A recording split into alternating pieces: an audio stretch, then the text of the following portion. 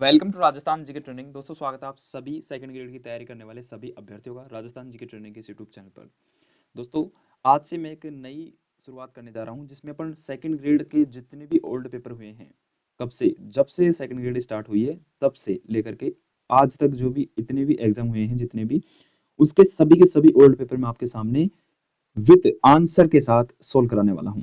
तो इससे आपको फायदा बहुत होने वाला है, क्योंकि आपको पता चल जाएगा किस प्रकार से फर्स्ट पेपर में प्रश्न बनते हैं और कैसे-कैसे प्रश्न कहाँ-कहाँ से किस-किस टॉपिक से बनते हैं। ठीक है? वैसे तो ये मॉडल पेपर सभी के सभी आरपीएससी की मुख्य साइट पर पड़े हुए हैं, लेकिन आप वहाँ से ढूँढोगे, करोगे, इससे बढ़िया है आप ये वीडियो देख लीजिए। एक-एक करके आपको आसानी से सभी ओल्ड पेपर आपको उपलब्ध हो जाएँगे विद आंसर की सहित। ठीक है? तो चलिए शुरू करते हैं। तो पहला प्रश्न पूछा गया था आपने कि निम्न में से किस जिले की सीमा रेखा किसी अन्य राज्य के सीमा रेखा को नहीं छूती है? तो बता देंगे। प्रश्न आपको समझ में आ गया। भाई डूंगरपुर की छूती है, भीलवाड़ा की छूती है, झुंझुनू की छूती है, लेकिन बूंदी एक ऐसा जिला है जिसकी आज भी किसी राज्य के साथ सीमा रेखा नहीं लगती। ये अपना मॉडल पेपर है दोस्तों 2015 वाला, मतलब कि भर्ती 2015 में आई थी विशेष शिक्षा की। ठीक है, स्पेशल एजुकेशन की, जिसका एग्जाम 2018 में हुआ था। आपको थोड़ा बहुत पता हो तो ठीक है। तो यही मॉडल पेपर है, वो मॉडल पेपर क्या ओल्ड पेपर है। ठीक है, चलिए दूसरा प्रश्न पूछा गया था कि सूची फर्स्ट को सूची सेकंड से मिलाइए। एक तरफ है अरावली की पहाड़ियां और एक तरफ है उनकी ऊंचाई। तो आसानी से मिला सकते हैं अगर आपको अरावली की सभी पहाड़ियों की ऊंचाई क्रम से याद है तो भाई चलते हैं, शुरू करते हैं भाई। तो सबसे पहले भावाई, तो भाई भावाई की ऊंचाई आप सबको पता है 780 मीटर है। ठीक है, इसी के साथ ही जो तारागढ़ है, तारागढ़ की जो ऊंचाई है दोस्तों वो है 873 मीटर। ठीक है, और सायरा जो चोटी है उसकी ऊंचाई है 900 मीटर और रोजा भाकर की ऊंचाई है 730 मीटर। ठीक है, इस प्रकार से अपना एक का तो आ जाएगा दो, तो एक का दो इसमें है और ये ऑप्शन काटो। ठीक है, एक का दो इसमें है और बी का आ जाएगा तीन, बी का तीन एक ही ऑप्शन में है। ऑप्शन नंबर एक अपना राइट आंसर आ जाएगा। चलिए इस प्रकार से इन प्रश्नों को हल किया जाता है, सबको पता है भाई। ठीक है, चलिए तीसरा प्रश्न है, निम्न में से राजस्थान के किस भाग में सर्वाधिक वर्षा की परिवर्तिता पाई जाती है? भाई ऑप्शन मतलब कि क्वेश्चन को आसानी से पढ़ो, सेकंड ग्रेड का एग्जाम है, ना कि अपने पशु परिचर का। ठीक है, तो इस प्रकार से पढ़ो ऑप्शन को कि आनंद आ जाए, मतलब आनंद तो क्या आ जाए, अच्छे से अपन को समझ में आ जाए। तो निम्न में से राजस्थान की किस भाग में सर्वाधिक वर्षा की परिवर्तिता पाई जाती है? परिवर्तिता का अर्थ होता है कि मतलब कि कभी होती है कभी नहीं होती, कभी होती है कभी नहीं होती। तो इसको अगर इसका आपने परिवर्तिता का अर्थ समझ लिया तो इसको आसानी से कर सकते हो। ठीक है, जिन भाई बहनों के परिवर्तिता का अर्थ पता नहीं है वो डायरेक्ट होकर आएंगे दक्षिणी भाग, तो वो दक्षिण भाग अपना गलत हो जाएगा। तो परिवर्तिता का अर्थ है कम ज्यादा, कम मतलब कि परिवर्तन होता रहता है। तो इसमें आंसर आएगा सुदूर पश्चिमी भाग। कौन सा आ जाएगा? सुदूर पश्चिमी भाग, जिसमें अपने जैसलमेर सम और ये वाले क्षेत्र आ जाते हैं, बालोतरा वगैरह। ठीक है, ये वाले सुदूर पश्चिमी भाग है ना, इसमें कम वर्षा पाई जाती है, मतलब कि वर्षा की परिवर्तिता पाई जाती है। ठीक है, तो इनको अपन को याद रखना है भाई। ठीक है, चलिए ये प्रश्न बहुत ही फेवरेट प्रश्न है आरपीएससी का, कई बार एग्जाम में पूछा जा चुका है कि यदि आप लूनी नदी के किनारे इसके उद्गम से अंत तक की यात्रा करते हैं तो आप इसकी सहायक नदियों को किस क्रम में पाएंगे? तो मैं तो इस अगर मैं चलूंगा लूनी नदी की मतलब सहायक नदियों के क्रम में चलूंगा, तो मैं सबसे पहले तो वो नदी पाऊंगा, मतलब कि कौन सी नदी पाऊंगा? सबसे पहले तो मैं गुइया पाऊंगा, फिर गुइया के बाद बांडी पाऊंगा, फिर बांडी के बाद भाई सुकड़ी आ जाएगी, फिर सुकड़ी के बाद जवाई आ जाएगी। इस प्रकार से मैं इन नदियों के क्रम में चलूंगा, मतलब कि पहले डी फिर बी। तो डी बी कहाँ पे है? तो डी बी ऑप्शन नंबर इसमें है और इसमें है, तो इन दोनों को तो काटो, डी बी और फिर ए। तो डी बी ए, तो मतलब इसमें तो ए नहीं है तो इसको भी काटो, तो ऑप्शन नंबर डी बी ए सी ये आ जाएगा। ऑप्शन नंबर बी अपना राइट आंसर आ जाएगा। चलिए भाई चलिए, ज्यादा मैं टाइम वेस्ट नहीं करूंगा, जल्दी जल्दी मैं आपको सभी प्रश्नों का हल बता देता हूँ।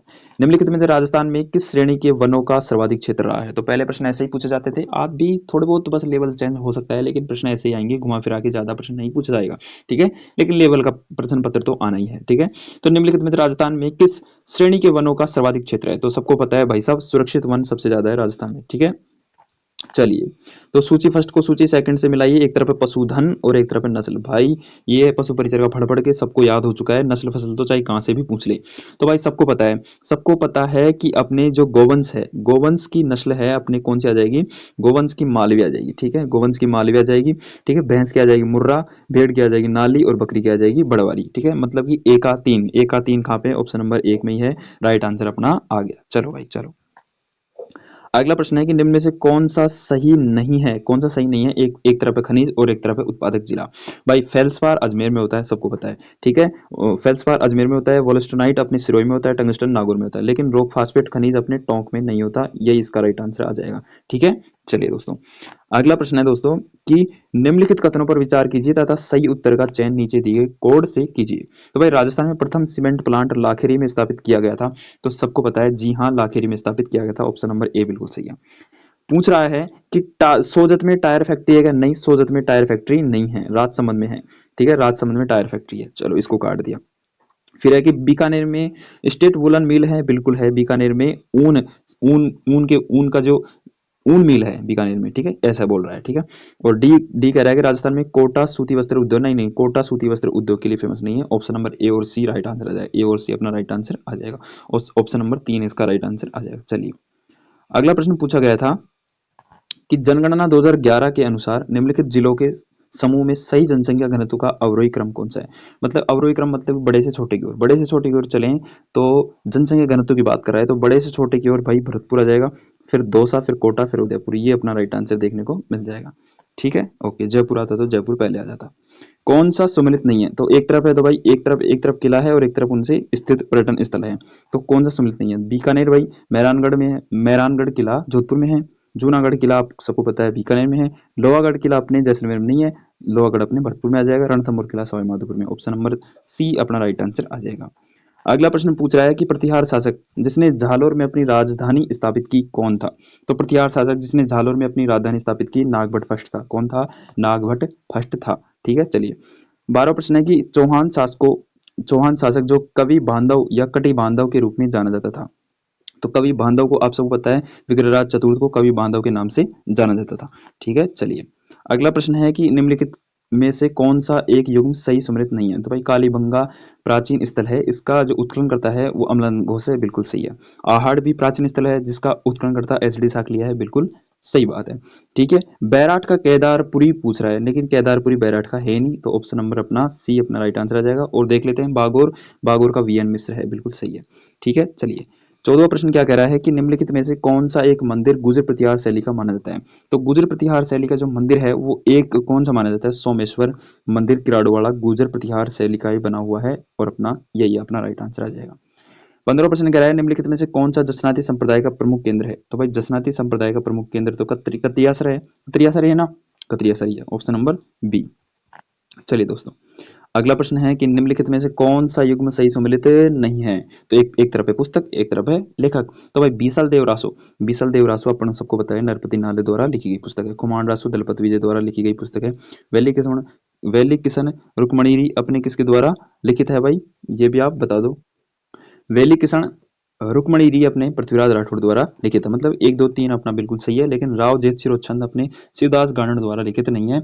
ऑप्शन नंबर 16 में 4 मतलब ऑप्शन नंबर डी अपना राइट आंसर आ जाएगा। चलिए, 17वां प्रश्न कह रहा है कि निम्नलिखित में से किस ग्रंथ में अलाउद्दीन खिलजी की झालोर विजय का विवरण मिलता है? तो अलाउद्दीन खिलजी की झालोर विजय का विवरण अपने कानड़देव प्रबंध में मिलता है। 18वां प्रश्न है निम्न में से किसने सिवाना के किले का निर्माण करवाया था? तो सिवाना किले का निर्माण वीर नारायण ने करवाया था। किसने करवाया था? वीर नारायण ने करवाया था। ठीक है, हर्षद माता का मंदिर सबको पता है, एक एक को पता है भाई, आबानेरी दौसा में है। रुकुद्दीन राजस्थानी चित्रकला की किस शैली से संबंधित है? तो रुकुद्दीन अपने बीकानेर शैली से संबंधित है रुकुद्दीन। ठीक है, चलिए, अब ये लेवल का प्रश्न पूछा था कि खानवा के युद्ध में किन निम्नलिखित राजपूत मुस्लिम योद्धाओं ने बाबर के विरुद्ध महाराणा सांगा के पक्ष में भाग लिया था? तो भाई वैसे बात करें तो सब सोच समझ के अगर ज्यादा दिमाग लगा के करेंगे तो इसमें गलती होने की संभावना है, लेकिन आप तुक्के भी मारोगे ना कि मतलब भाई महमूद लोधी भी था, रावल उदय सिंह भी था, हसन खां मेवाती भी था, गोकुलदास परमार भी था, तो आपका सही हो जाएगा। मतलब कि 1 2 3 4 अपना राइट आंसर आ जाएगा। ठीक है, चलिए, 22वां प्रश्न पूछा गया है दोस्तों। 22वां प्रश्न अपने पूछा गया है, कौन सा पूछा गया है कि निम्न में से कौन बूंदी राज्य में हुए कृषक आंदोलन का नेता था? तो बूंदी में तो नैनूराम शर्मा ही थे ना, नैनूराम शर्मा ही थे। पोपाबाई की पोल नामक पुस्तिका सबको पता है, रटी पड़ी है, जराना व्यास द्वारा लिखी गई थी। ठीक है, चलिए, अगला है निम्नलिखित में से बीकानेर षड्यंत्र मुकदमे से संबंधित नहीं था। कौन बीकानेर षड्यंत्र मुकदमा में सम्मिलित नहीं था? तो भाई ऑप्शन 4 दे रखे हैं, कौन इसमें शामिल नहीं था? तो भाई देखो, साफ बात है, आपको बीकानेर षड्यंत्र के बारे में बताना है। तो भाई गोपाल स्वामी दास इसमें शामिल थे, सत्यनारायण सराफ इसमें शामिल थे, बद्री प्रसाद शामिल थे, लेकिन रघुवर दयाल गोयल इसमें शामिल नहीं थे। बीकानेर षड्यंत्र में रघुवर दयाल अपने इसमें शामिल नहीं थे। ठीक है, option number D right answer आ जाएगा। अगला है 25वां, निम्न में से किसके द्वारा वीर भारत सभा का गठन किया गया था? तो वीर भारत सभा का गठन माणिकलाल वर्मा के द्वारा किया गया था। अगला प्रश्न है कि मत्स्य संघ का व्रत राजस्थान में कब विलय हुआ था? तो मत्स्य संघ का व्रत राजस्थान में विलय दोस्तों आपसे पूछ ले तो आपको क्या बताना है? बिल्कुल ही आसान प्रश्न है। आपको बताना है 15 मई 1949। क्या बताना है? 15 मई 1949 को अपने बीकानेर मत्स्य संघ का व्रत राजस्थान में विलय हुआ था। वालन नृत्य किस जनजाति का नृत्य माना जाता है? तो ग्रासियाओं का है वालन नृत्य, ग्रासियाओं का है। ठीक है, ओके।